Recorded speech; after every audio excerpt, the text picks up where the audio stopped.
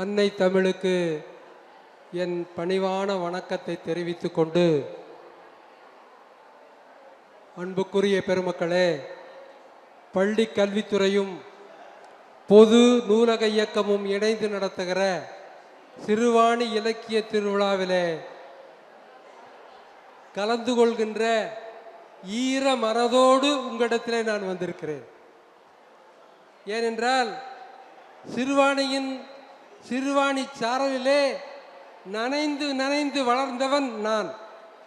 சிறுவாணி அடிவார கிராமத்திலே பிறந்து வளர்ந்தவன் நான். எனவே சிறுவாணியினுடைய ஈரம் இன்னும் எனது நெஞ்சில் இருக்கிறது என்பதை அன்போடு உங்களுக்கு தெரிவித்துக் கொள்கின்றேன். அன்புக்குரிய பெருமக்களே, நூலகர் அன்புக்குரிய மதிப்புக்குரிய நூலகர் ராசர் அவர்களுக்கும் மற்றும் நண்பர்களுக்கும், இந்த அழகான அவைக்கும்,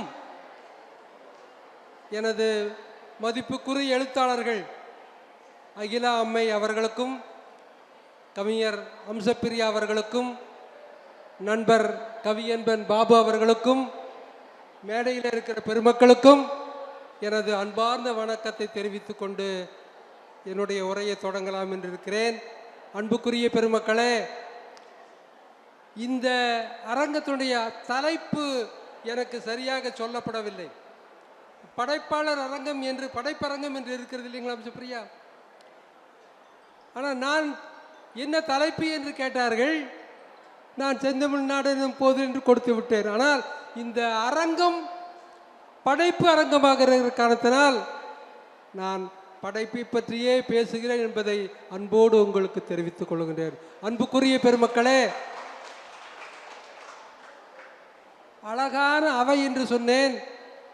அழகான அவை மட்டுமல்ல, ஒரு இளமையான அவையை நான் இங்கே பார்த்து கொண்டிருக்கிறேன்.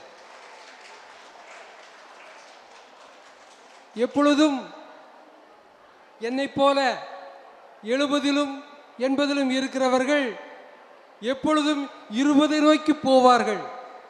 அப்படித்தான் நான் 20களை நோக்கி வந்திருக்கின்றேன். நீங்கள் 60களையும் 70களை நோக்கி போக வேண்டும். அதை அம்சப்பிரியா அழகாக சொன்னார். பேனா கொடுத்தார், எழுதுங்கள்.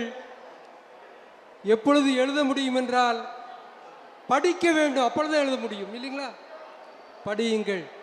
ஒரு செய்தியோடு தொடங்குகிறேன். அன்புக்குரிய குழந்தைகளே, இளைஞர்களே, மாணவர்களே, ஒரு தேனீ கூடு கட்ட விரும்பியது. தேன் கூடு கட்ட விரும்பியது ஒரு தேனீ. அது ராணி தேனீ. பார்த்தது, எங்கே கூடு கட்டலாம் என்று பார்த்தது. உயர்ந்த இடத்தை பார்த்தது. இந்த நிலத்திலே உயர்ந்த இடம் எது என்று அந்த தேனீ பார்த்தது.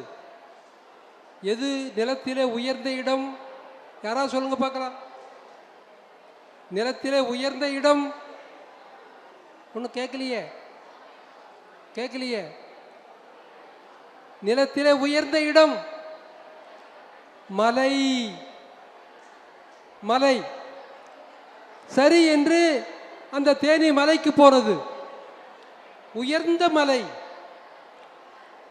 அந்த மலையிலே உயர்ந்த இடம் எது? உச்சி. உச்சிக்கு போனது.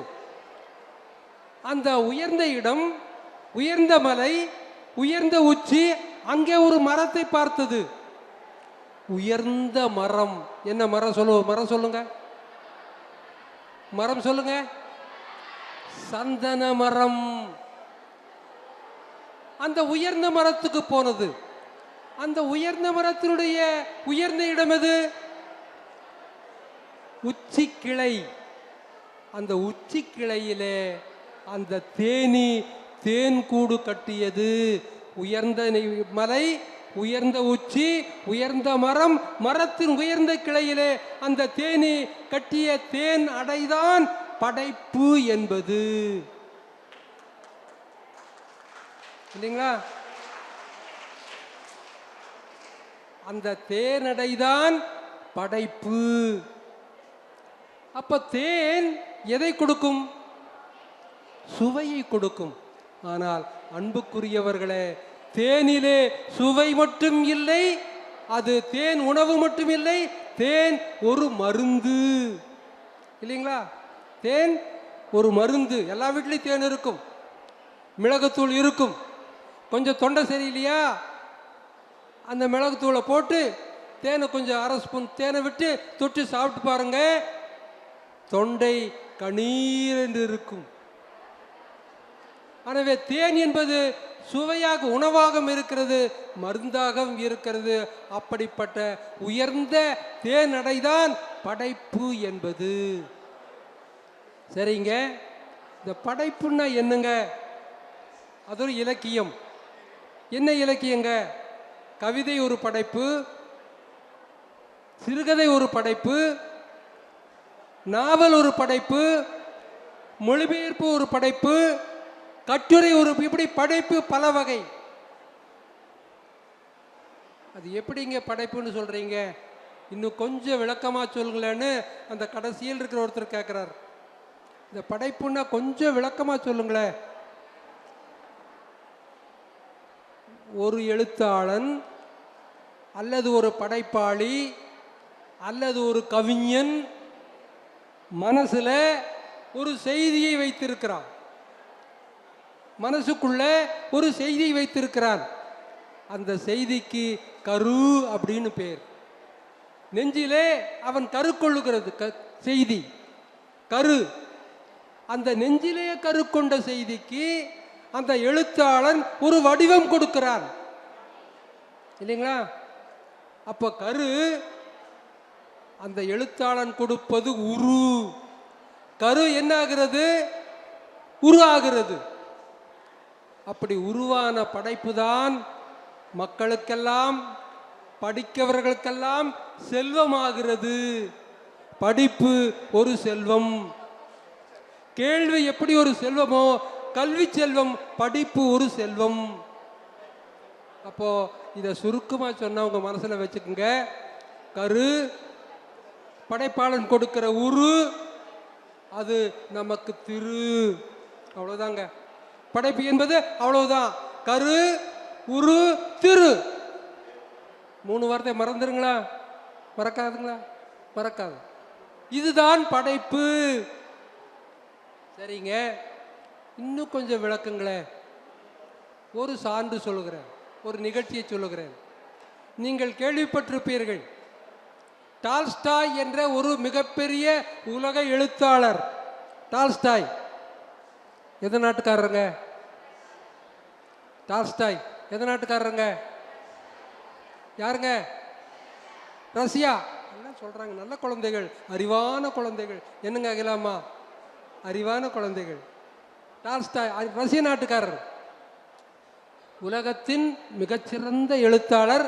நம்ம காந்தியடிகளுக்கு மிக நெருக்கமான நண்பர். டால்ஸ்டாய் உலகின் மிகச்சிறந்த எழுத்தாளர். தம்முடைய முதல் சிறுகதையை எழுதுகிறார். எழுதி கொண்டு போய் அவங்க அப்பா கிட்ட கொடுக்கிறார். அப்பா, இந்த கதையை படித்து பார்த்துட்டு எனக்கு சொல்லுங்க என்று சொல்கிறார். யார்? டால்ஸ்டாய். அவங்க அப்பா வாங்கிட்டு போய் படிக்கிறார். அடுத்த நாள் மகனை கூப்பிடுறார். டால்ஸ்டாய், இங்க வா, உன் கதையை நான் படித்தேன். ஆனா அந்த கதையில நான் சுருட்டு குடிப்பு உனக்கு தெரியும். என்னுடைய சுருட்டை பற்ற வைப்பதற்கான சிறு நெருப்பு கூட உன்னுடைய சிறுகதையிலே இல்லை என்று டால்ஸ்டாய் அவங்க அப்பா சொன்னார். என்னங்க, என்ன இல்லை? அந்த சிறுகதையில் என்ன இல்லை? நெருப்பு இல்லைங்கிறார்.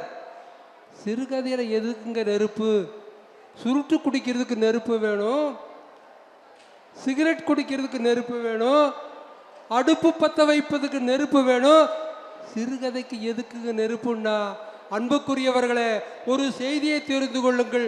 ஒரு சிறுகதையோ கவிதையோ நாவலோ படிக்கிறவனை சுட வேண்டும், படிக்கிறவனை சூடாக்க வேண்டும், படிக்கிறவனை வெப்பப்படுத்த வேண்டும். அதுதான் படைப்பு. இது யார் சொன்னது? அவங்க அப்பா.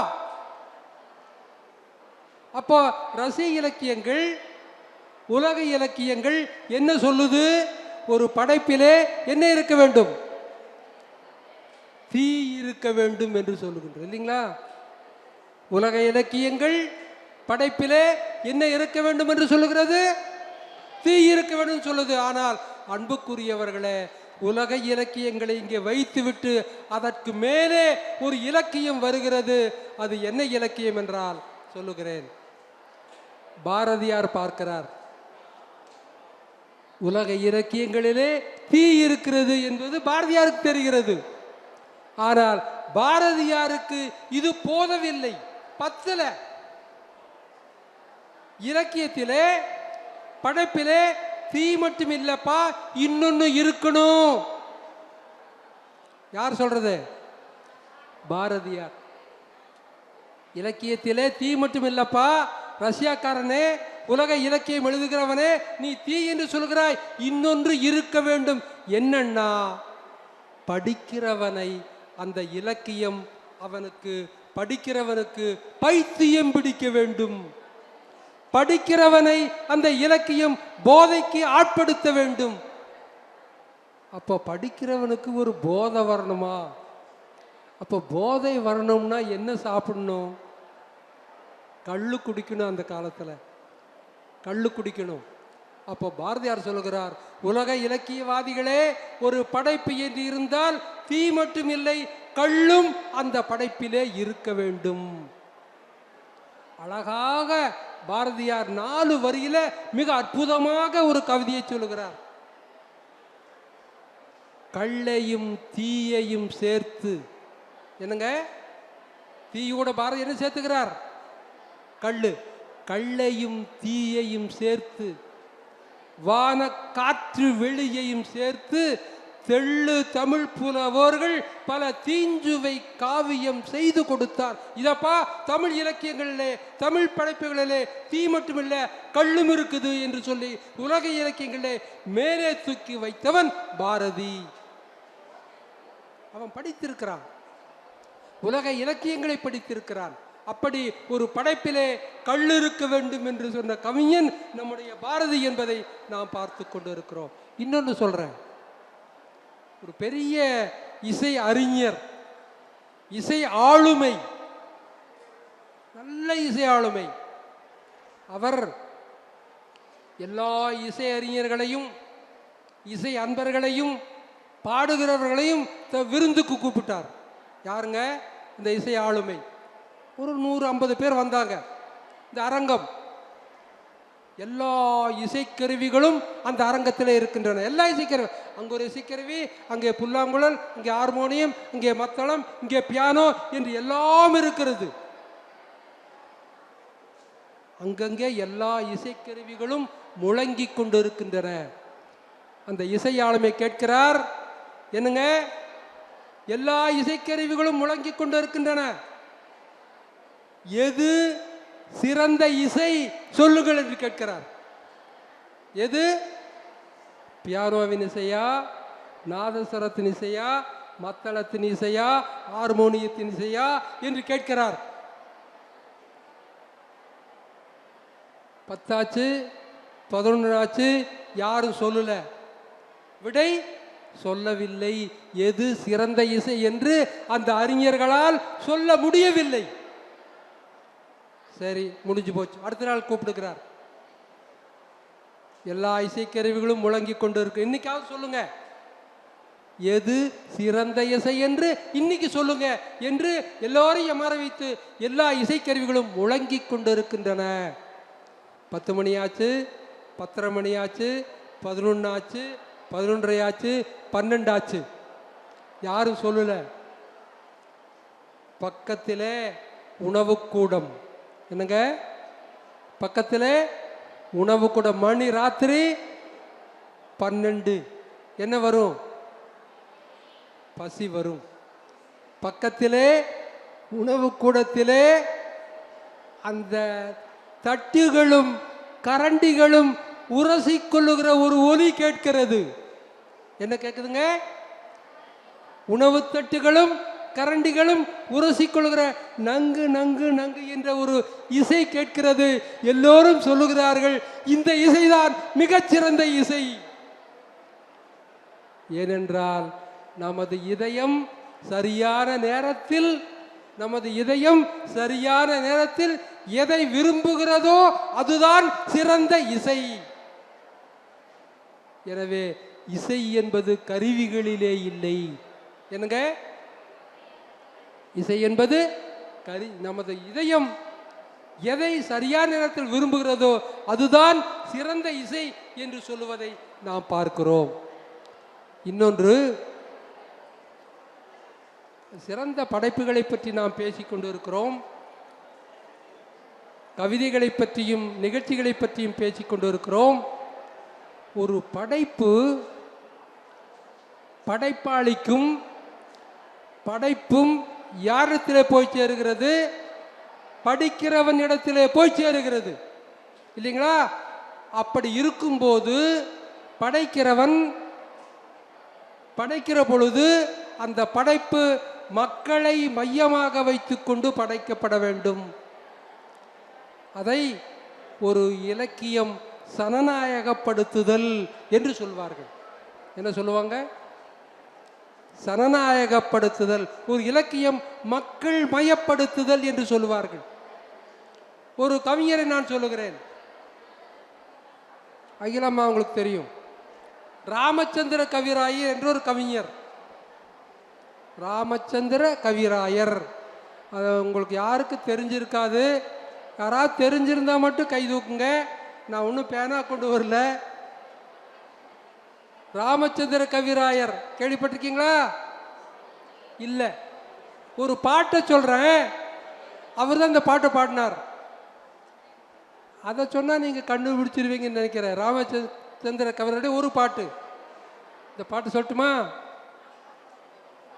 கல்லைத்தான் மண்ணைத்தான் காய்ச்சித்தான் குடிக்கத்தான் கற்பித்தானா, இல்லைத்தான் மண்ணைத்தான் பொன்னைத்தான் எனக்குத்தான் ரச்சித்தானா, அல்லைத்தான் சொல்லித்தான் ஆரைத்தான் நோவத்தான் ஐயோ எங்கும் பல்லைத்தான் திறக்கத்தான் பதுமத்தான் புவியில் தான் பண்ணினானே.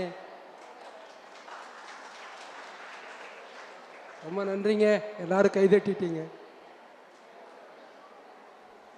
நிறைய கூட்டத்திலைங்க கையே தட்ட மாட்டாங்க, கை தட்ட மாட்டாங்க. நான் கேட்பேன், எல்லாம் கையை பின்னால கட்டிட்டு வந்திருக்காங்க போல் இருக்குன்னு. ஆனால் இந்த அவை அழகான அவை, கைதட்டி சுவைக்கிற ஒரு அழகான அவையாக இருக்கிறது. இந்த பாட்டு கல்லைத்தான் மண்ணைத்தான் காய்ச்சித்தான் குடிக்கத்தான் கற்பித்தானா, இந்த பாட்டு எங்க வருதுன்னு யாராவது சொல்லுங்க பார்க்கலாம். எங்க வருதுன்னு யாராவது சொல்லுங்க பார்க்கலாம்.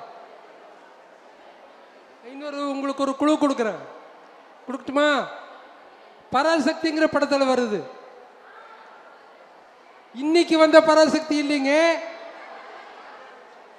இன்னைக்கு ஒரு பராசக்தி வந்திருக்குங்களா அம்சப்பிரியா? அது இல்லைங்க. யார் நடிச்சது சொல்றீங்களா அந்த படத்துல? சிவாஜி கணேசன். இவரு சிவ கார்த்திகேயன், அவர் சிவாஜி கணேசன். அந்த படத்துல, அந்த படத்துக்கு கதை வசனம் யார் தெரியுமா? பராசக்திக்கு. யாராவது சொல்லுங்களேன். முன்னாள் முதலமைச்சர் முத்தமிழ் அறிஞர் கலைஞர் பராசக்தி கதை வசனம் எழுதுகிறார். அவர்தான் இந்த பாட்டை எடுத்து கொண்டு வந்து அந்த படத்தில் வைத்திருக்கிறார். இந்த பாட்டை எழுதியவர் தான் ராமச்சந்திர கவிராயர். அவரை ஒரு பாட்டு மட்டும் அவரை பற்றி சொல்லிடணுங்க. அவர் பாட்டு புகழ்பெற்ற பாட்டு. யார் பாட்டு? ராமச்சந்திர கவிராயர். அவருக்கு 3 பொண்ணுங்க. ராமச்சந்திர கவிராயருக்கு 3 பொண்ணு. ஒன்று காலில் பொண்ணு, இன்னொன்று தலையில பொண்ணு, இன்னொன்று நெஞ்சில பொண்ணு. 3 பொண்ணுங்க. காலில் பொண்ணு, தலையில பொண்ணு, நெஞ்சில பொண்ணு. எப்படிங்க காலில் பொண்ணாச்சு? இவர் கவிஞர், புலவர், கவிதை பாடிக்கொண்டு பரிசு கேட்க போகிறார். நடந்து நடந்து காலெல்லாம் புண்ணா போச்சு, பரிசு கிடைக்கல, காலில் புண்ணு. அப்ப அந்த அரசர்களுடைய வீட்டுக்கு அரண்மனைக்கு போகிறார். அந்த வாசல் நிலைப்படியெல்லாம் குறைஞ்ச உயரம். இப்ப எல்லாம் வீட்டுக்கு எத்தனை வாசலுக்கு கதவுக்கு எத்தனை அடி வைக்கிறோம் சொல்லுங்க? வாசல் கதவுக்கு எத்தனை அடி வைக்கிறோம்? 7 அடி வைக்கிறோம். கதவு 6 அடி, நிலவு 1/2 அடி, மேல 1/2 அடி, 7 அடி வைக்கிறோம். எல்லாம் போகலாம், 6 அடி வரைக்கும் போய்க்கலாம். ஆனால் அந்த காலத்தில் நிலவு 4 அடி 5 இருந்தது. அந்த வீட்டுக்குள்ள போய் போய் போய் அந்த வாசல்ல முட்டி முட்டி தலையில புண்ணு. எத்தனை புண்ணாச்சுங்க? 2 புண்ணாச்சு. நடந்து நடந்து காலில் புண்ணு, வாசல்ல முட்டி முட்டி தலையில புண்ணு. இன்னொரு புண்ணு உங்களுக்கு சொல்லணும். ராமச்சந்திர கவிராயர் சொல்லுகிறார், இந்த கவிதையினுடைய சிறந்த சொற்களை தேடி தேடி, கவிதைக்கு சிறந்த சொற்களை தேடி தேடி என் நெஞ்செல்லாம் புண்ணா போச்சு. அப்போ நெஞ்சில புண்ணு. ஏன் புண்ணு? சொற்களை தேடி தேடி, சிறந்த சொற்களை தேடி தேடி என் நெஞ்செல்லாம் புண்ணா போச்சு. 3 புண்ணுங்க. யாருக்கிட்ட போறது? யாருக்கிட்ட போறது? அந்த காலத்தில் ஒரு மருத்துவர் இருந்தார். அவருக்கு சிவபெருமான்னு பேரு. நேரா சிவபெருமான்ட்டு போனார். சாமி, கடவுளே, எனக்கு 3 புண்ணுங்க சாமின்னு சொன்னார். யாரு? அவர் சிவபெருமான். புலவரே, வாங்க வாங்க வாங்க, பக்கத்தில் வாங்க, உட்காருங்க, இங்கேயே உட்காருங்க. எத்தனை புண்ணு சொன்னீங்க? 3 புண்ணா? புலவரே, நல்லா கேளுங்க. அன்னைக்கு பாண்டியனுக்காக அணை கட்டுவதற்காக வந்து என்ற பெண்ணுக்கு பிட்டு வாங்கி சாப்பிட்டு விட்டு அணை மண்ணை எடுத்து போடுகிற பொழுது விளையாட்டு செய்து பாண்டியன் என்னுடைய முதுகில் அடித்த, பிரம்பால் அடித்த புண்ணு இருக்குதா? பாண்டியன் அடிச்சான்ல, யார் முதுகுல? சிவன் புண்ணு இருக்குதா? ஆமாங்க இருக்கு. ஒன்னாச்சா? இது ஒரு வேடன் வந்தான். கண்ணை அப்புறேன்னு சொல்லி அந்த செருப்பு கால், ஆணி அடிச்ச செருப்பு கால் எடுத்து என் கண்ணில் வச்சு தேய்ச்சா. புண்ணு எங்காச்சு? கண்ணுல. எத்தனை புண்ணு? முதுகுல பாண்டியன் அடிச்ச புண்ணு, பிரம்பல புண்ணு. கண்ணப்ப நாயனார் செருப்பு காலை வச்சு தேய்ச்சி கண்ணுல புண்ணு. மகாபாரதத்திலே அருச்சுரனுடைய தவத்தை கலைப்பதற்காக தேவர்கள் என்னை அனுப்பிய பொழுது அந்த அருச்சுரன் தன்னுடைய வில்லால் என் நெஞ்சில் அடிச்சா. நெஞ்சில புண்ணு இருக்குதா புலவரே? ஆமாங்க. எத்தனை புண்ணு? 3 புண்ணு.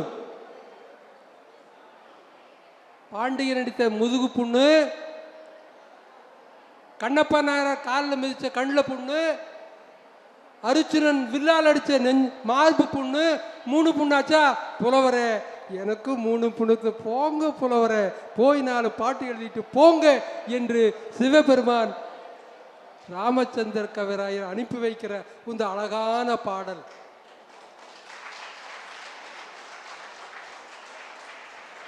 இன்னொன்னு பாருங்க, உலகத்திலேயே சாமியே நையாண்டி பண்றவர்கள் தமிழ் புலவர்கள் தான்.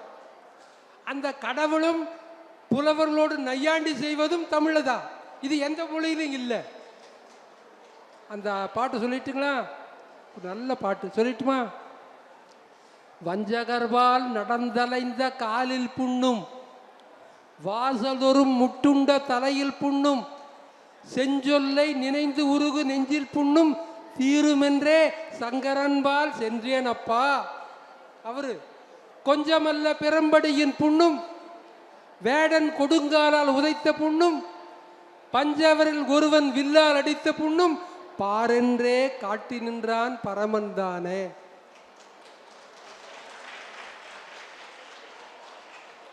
அப்போ ஒரு மனிதனின், ஒரு படைப்பாளியின் வறுமையை இலக்கியமாக சொல்லுவதுதான் சிறந்த படைப்பு என்பதை நாம் பார்த்து கொண்டிருக்கிறோம். அன்புக்குரிய பெருமக்களே, நேரம் வேற முடிக்கிறதுக்கு ஒரு நேரம் சொல்லியிருக்காங்க. நான் முடித்து விடுகிறேன். நிறைவாக கவிதை அந்த இலக்கிய உலகத்திலே கவிதையை ஒரு படிமமாக சொல்லுவார்கள். கவிதை என்ன என்றால் கவிதையை ஒரு இளவரசி என்று சொல்லுவார்கள். என்னங்க, கவிதையை ஒரு இளவரசின்னு சொல்லுவாங்க.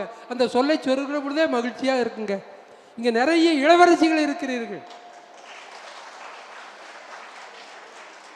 அதுதான் கவிதை. அதற்கு ஒரு நல்ல வாக்கியம் இருக்கிறது. இந்த சினிமாவில் நிறைய பார்ப்பீங்க, இந்த பஞ்சு டைலாக்னு சொல்லுவாங்க இல்லைங்களா? என்ன டைலாக்குங்க? பஞ்சு டைலாக். அப்படி இந்த கவிதையை பற்றி ஒரு அழகான ஒரு பஞ்சு டைலாக் இருக்குங்க. கேட்குறீங்களா? அன்புக்குரியவர்களே, கடவுளின் சிம்மாசனம் கூட ஒரு நாளில் காலியாக போகலாம். என்னங்க, கடவுளின் சிம்மாசனம் கூட ஒரு நாளில் காலியாக போகலாம். ஆனால் கவிதையின் அரியாசனம் என்றைக்கும் காலியாகாது. என்றைக்கும் கவிதை என்ற தமிழ் பெண் இளவரசியாகவே இருப்பாள். அதுதான் கன்னித்தமிழ், இளந்தமிழ், இளவரசியாக இருக்கிற தமிழ் என்பதை நான் உங்களுக்கு அன்போடு சொல்லிக் கொள்கிறேன். நிறைவாக ஒரு கவிதையை சொல்லி நிறைவு செய்கின்றேன். அது என்னுடைய கவிதை. அந்த கவிதை என்னுடைய கவிதை. அது நேற்றைய கவிதை இல்லை, அது நேற்றைய கவிதை இல்லை, இன்றைய கவிதை இல்லை, இல்லை இப்பொழுதைய கவிதை. இப்போ ரொம்ப சூடா இருக்குங்க. சின்ன கவிதை தான், கேட்டுக்கொள்ளுங்கள். இன்றைய வாழ்க்கையை பற்றிய ஒரு கவிதை. நெகிழி காகிதங்களில் சுட சுட சோறு. நெகிழி காகிதங்களில் சுட சுட சோறு சாப்பிட்றோமா? ஆமா. நிறமிகளின் தொகுப்பு அடங்கிய இனிப்புகள். நிறமிகள் எல்லாம் கலர் கலராக இருக்குது. இனிப்பு அந்த கலர், அதே நிறமி இனிப்புகள். அஜினமோட்டோ பொடிதூவிய, அஜினமோட்டோ பொடிதூவிய கோழி வறுவல். அதான் சாப்பிட்றோம். தெரியாது நமக்கு. கடையில் போய் பிரியாணி சாப்பிட்றோம், என்ன போட்டிருக்கா? அஜினமோட்டோ போட்டிருக்கா. அது எதை உண்டாக்கும்? அஜினமோட்டோ எந்த நோயை உண்டாக்கும்? புற்றுநோயை உருவாக்கும். அஜினமோட்டோ புற்றுநோயை உருவாக்கும். அப்ப இதுதான் நடக்குது. நெகிழி காகிதங்களில் சுட சுட சோறு, நிறமிகள் குவிந்து கிடக்கிற இனிப்புகள், அஜினமோட்டோ பொடி தூவிய கோழி வறுவல். ஒரே ஒரு கேள்வி, செரிமானம் ஆகுமா? செரிமானம் ஆகுமா? ஆகாதா? நான் சொல்றேனுங்க, ஆகும். ஏன் ஆகாதுங்கிறீங்க? ஆகும். எப்பொழுது ஆகும் என்றால், இதெல்லாம் எப்பொழுது செரிமானம் ஆகும் என்றால், அலுமினியத்தால் ஒரு வாய். என்னங்க வாய்? எதுல? அலுமினியத்தால் ஒரு வாய். பித்தளையால் ஒரு உணவு குழாய். பித்தளையால் ஒரு உணவு குழாய். எஃகினால் ஒரு இரைப்பை. மூணுங்க. வாய் அலுமினியம், உணவு குழாய் பித்தளை, இரைப்பை எஃகு. இந்த மூன்றும் இருந்தால் அது செரிமானமாகும். இவ்வாறு இன்று மனிதம், இவ்வாறு மனிதம் இன்று கனிமமாகிக் கொண்டு இருக்கிறது. இவ்வாறு இன்று மனிதம் என்னாகிறது? கனிமமாகிக் கொண்டிருக்கிறது. அன்புக்குரியவர்களே, நான் நிறைவு செய்கிறேன். ஒரு படைப்பிலே, ஒரு இலக்கியத்திலே, ஒரு கவிதையிலே, ஒரு சிறுகதையிலே, அம்மா இருக்காங்க, அகிலாம்மா, கேட்டிங்களா பேச்சு? அவங்க சிறுகதை நிறைய எழுதியிருக்காங்க. முடிஞ்ச வாங்கி படியுங்க. அவங்க எண் வாங்கிக்குங்க போகும்போது. மிகச்சிறந்த கொங்கு மண்டலத்தின் ஆகச்சிறந்த எழுத்தாளர் அகிலாம்மா. அவங்க எண் வாங்கிக்குங்க. ஒரு படைப்பிலே, கவிதையிலே, சிறுகதையிலே, நாவலிலே மனிதம் இருக்க வேண்டும். அதுதான் இன்றைய தேவை. அதுதான் இன்றைய கவிதை. ஏன் உலகம் எப்படி இருக்கிறது? செய்தித்தாள் படிக்கிறீர்களா? தொலைக்காட்சியிலே செய்திகள் கேட்கிறீர்களா, பார்க்கிறீர்களா? அமெரிக்கா வெனிசுலாவை விழுங்கி இருக்கிறது. அமெரிக்கா கிரீன்லாந்தை ஆக்கிரமிப்பு செய்ய போகிறது. படிக்கிறீர்களா? ஒன்று. இரண்டாவது, சீனா தைவானை விழுங்க போகிறது. படிக்கிறீர்களா? ரெண்டு. மூணாவது, ரஷ்யா உக்ரைனுக்கு அந்த மண்ணாசையோடு போர் செய்து கொண்டு இருக்கிறது. இதுதான் உலகம். அன்புக்குரியவர்களே, அமெரிக்காவும் ரஷ்யாவும் சீனாவும் ஆசையோடு, மண்ணாசையோடு, நாடாசையோடு போர் செய்து கொண்டு இருக்கின்றன. இந்த போர் இன்னும் கொஞ்ச நாளிலே உலக போராக, மூன்றாவது உலக பெரும் போராக மாறக்கூடிய அச்சுறுத்தல் இருக்கிறது. எனவே இன்றைக்கு நமக்கு படைப்பிலே மனிதம் இருக்க வேண்டும், மனித நேயம் இருக்க வேண்டும், அன்பு இருக்க வேண்டும். இதுதான் மனிதம், மனிதநேயம், அன்பு. இதுதான் இன்றைக்கு நான் உங்களுக்கு வழங்குகிற செய்தி, நான் உங்களுக்கு கொடுக்கிற மெசேஜ். இதுதான். ஒரு படைப்பிலே, இலக்கியத்திலே மனிதம் இருக்க வேண்டும், மனிதநேயம் இருக்க வேண்டும், அன்பு இருக்க வேண்டும், இரக்கம் இருக்க வேண்டும். நன்றி, நன்றி, எல்லோருக்கும் நன்றி.